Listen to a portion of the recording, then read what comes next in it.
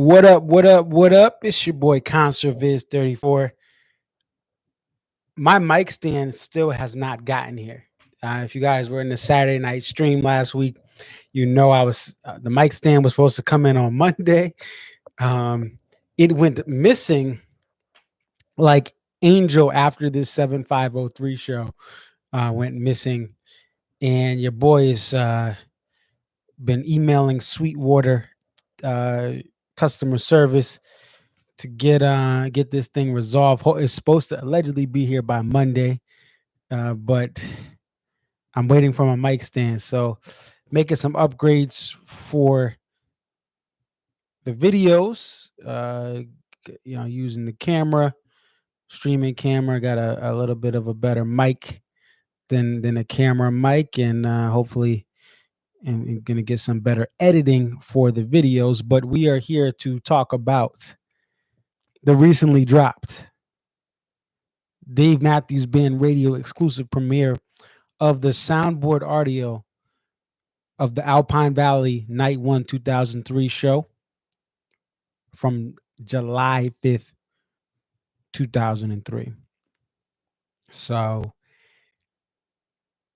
going to share some of my thoughts and opinions on the show. And I definitely would love to hear from you guys out there if you join in, especially the OGs who were actually going to shows back then. Full disclosure, I was not going to shows back in 2003 for Dave Matthews Band. Wish I did. Granted, I was 12 and a half back when these shows were coming out in the summertime of 2003. But interesting year for sure. I heard that there were some issues with the band at this time. They had turmoil and ups and downs as the streets got crowded, and you work with people for over a decade at that time in '03, and there's going to be issues, and the shows are really quick. I mean, this show's just over 2 hours, right? There's other shows from this tour that are mad quick, mad quick. So I always say, hey man, despite what may have been going on behind the stage, the music was fire. Actually, some of the best music from the band came during what they consider bad studio sessions or adversity or hard times, but that's what makes good music, right? You don't hear great music from affluent suburban kids who have a trust fund for the most part. Taylor Swift's father has some money, but even her, she went through trials and tribulations. You hear the best stuff through struggle and sometimes loss and hurt. And this show, this 2003 show is, I just wonder how people went to shows in 2003 and then can go to a show in 2018 or 2019 and be like, I want to go back. Like, the thing about this show, there's no real bathroom break. You could argue Angel, right? You could argue Angel, but even so, I'll take Angel over some of the best new songs. So I mean, this show is incredible, and like I said, I would love to hear from some of you guys if you went to the tour, if you were touring, if you were going to tour stops in 2003. I'd love to hear some of your input because again, I always say that I was not yet on the fan wagon or bandwagon at the time, but this show, I mean, I'll always say this, that 2000 2000 to 2004 is the best mix for this band as far as Dave's guitars sound the best. You could argue about his voice up and down during this time, but to me, it's the best sounding band. The recordings from 2000 to 2004 are the best of what's around. And yet again, we see another great show from this era. Everything's balanced, it's mixed, it's acoustic based, there's dynamics, right? You can hear Dave's guitar. You can't hear Dave's guitar in 20 20 or 2019 as much 2018. Anytime post 2007, it's hard to hear Dave's guitar. Stefan dropped some bass bombs. I think of Loving Wings and just the way his it resonates. The bass resonates out with a little bit of an effect there, a little bit of reverb. That's what I wish I could have seen from the band. Not going to a show till 2012. Yeah, you have some great blends and mix.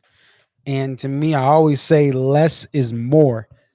When it comes to the Dave Matthews Band, less layers is more. And it takes special guests, and they've had a lot of great guests come on but it takes a special guest to be able to respect that, right? Um, One of the exceptions that you could say is the Preservation Hall Jazz Band. They have a party on stage on top of the Dave stuff, and it works for the most part. But at the same time, less is more. Leroy Moore on the saxophone and the flute, and just a great woodwind player. You feel his presence here, and Jeff will admit he's not the same type of player as Leroy, and he never tries to be. He tries to keep the spirit of Leroy around, but he does it his way and does a great job. But Leroy Moore, man, when you hear him, you can feel his diaphragm pushing the air through the saxophone and bringing that power that's very hard for sax players to bring, especially when it comes to this acoustic rock platform. I think of Bradford and Roy. They're the two goats of being able to have a strong jazzy saxophone mixed in with any type of guitar, bass, and rock foundation, acoustic foundation, alternative foundation. Bradford and Leroy are the goats for that. So this show has the last Angel ever. Played it 3 times in 03, bunch of times in 01 when Every Day came out. And that's it. It's never been played since. This is a shorter version, 4 minutes, 22 seconds. There's a lot of longer versions of it back in 01 with the lovely ladies. And, at that time, some people considered it, I guess, a bathroom song talking to some OGs. And that was mostly because of the length of it. But I mean, it still sounds beautiful. Still sounds beautiful. This show, what I like about shows like this was a tour where they did not have to promote a new album. 03, there was no new album out. Central Park comes from this year, live in Central Park, the DMB, the famous DMB show there later in the fall, September. I love seeing bands when they're not pushing an album. And what you get here is in 2003, you get 5 Before These Crowded Street Songs, 4 Under the Table and Dreaming, 3 Crash. So the top 3 albums played are not one of the 2 albums released in the 2000s. The lowest played albums are ones released in the 2000s. Everyday Busted Stuff. And then you have one unreleased, one cover. I love that. I love how they had the tours for those respective albums. Everyday and Busted Stuff. Now that's passed. Now you can go to an Alpine for 2 nights and bust out the catalog. This show just, and again, to me, this is why I always have wanted for the band to, you know, the magic of doing shows without some of the newer albums. And newer albums have some great content. I know the band loves playing new music. Jeff talked about that. I think it was on somewhere on social media I saw this week. The joy or bringing new music. And I bet from the artist perspective, that's the case, right? Because you play these songs a million times and you get a new song to play and jam and explore on stage and trial and error it. So it's more exciting. But at the same time, for me as a fan, I want to hear the classics and the gems, even as I've grown with certain bands. Some of their first couple albums, as they start to expand, there's some good music, but the first two or three albums, that's what people come for, right? That's what people really pull up for to see. Um, I mean, from the beginning, I mean, there's just hit after hit. You get Gray Street into Crush. And one of the cool things I liked about Gray Street is Carter was feeling it. Percussive, just brilliance and excellence. With Gray Street, the way the tempo was, the way it flowed, you could tell Carter came out the gate ready to go.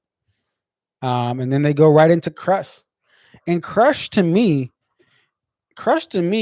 is better. If you had to choose between Tim and Butch, I'd much rather have Butch on it because even though it's an electric guitar featured song, it's a very important part of it.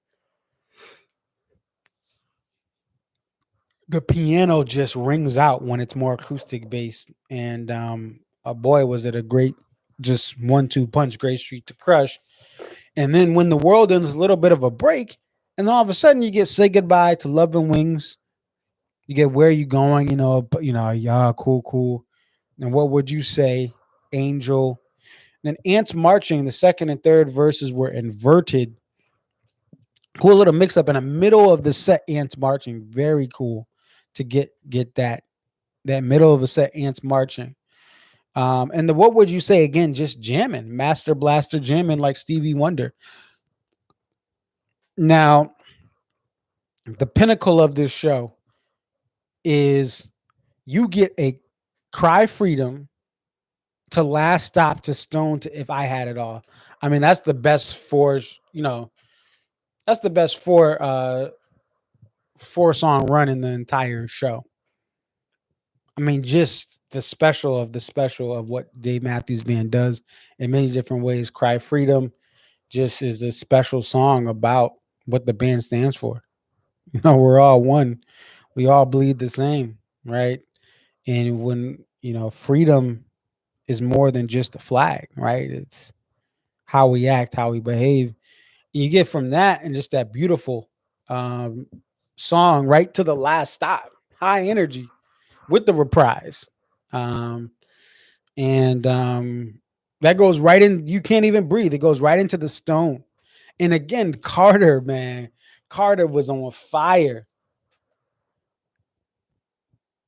with his tempo and the flow, and he's just beating that drum down and the dark feel of that song. The dark feel of that song, and then the Dave doing his melody and the piano doing like a counter melody. It just it's a great song whenever, but this Carter in his prime was being Carter in his prime and just got that tempo on point. And it's just a great way to follow up Cry Freedom. And then all of a sudden you can't breathe again. If I had if I had it all, which is a beautiful song, to me, underrated, to me, what the beauty of what the alt rock DMB can be at its best. I know it's not really rock, but it's just every day has songs like that. Like If I Had It All, you just are so beautiful and have so much depth musically. And yes, it was a album that was written differently and kind of written rather quickly, but the music, the musicality and the instrumentation and the melodies and rhythms of that song are so deep. They're so beautiful. They're so layered in a good way. And I would love to see this song. I think about the '01 tour of hearing songs like If I Had It All, Sleep to Dream Her, the Prelude to Grace. These are some of my favorite just songs I like to hear as far as the quality of the recording and how it sounds live. Even though it's not their best songs, obviously the first couple albums are the gems, but still they're just so beautifully done. And the band had the right mix of equipment. The band starts off in the early 90s and they don't have the best recording equipment. They don't have the best guitars. They're not. Dave's not always in tune. He's tuning by ear. Boyd is begin without the technology is just right of tune, and that was some of their best. Their best ideas came from the '90s. You could argue but just the sound, everything was put together fully in this early 2000s, 2000, 2004. And this was a great example. They met with the Grateful Dead in '95. They opened for them, and then the Grateful Dead are like, "Yo, here's a multi-track system. Here's how you sound much better recording." And then it just went off from there. They mastered it. They got the right people behind the soundboard, and you get just a beautiful, beautiful sound from this '03 show. Satellite comes in, and I always say this: Satellite sounds better without Tim Reynolds, acoustic or electric. I do not like Tim Reynolds' parts in Satellite. It ruins what is beautiful about Satellite. His prickling, complimentary parts in Satellite get in the way of the song. And I love Butch on the keys in Satellite, and he's not as present as the '01 Live Tracks 31 version, which to me is the best version of Satellite. But you still hear him, and it's so beautiful when you have Satellite needs space, right? Satellite needs its own air to operate and to pick up signals of greatness. It doesn't need 50 million people playing. And sometimes nowadays, actually all the time now, who am I kidding? What is bad about Satellite is, again, less is more with this band. And it has too much things going on at once.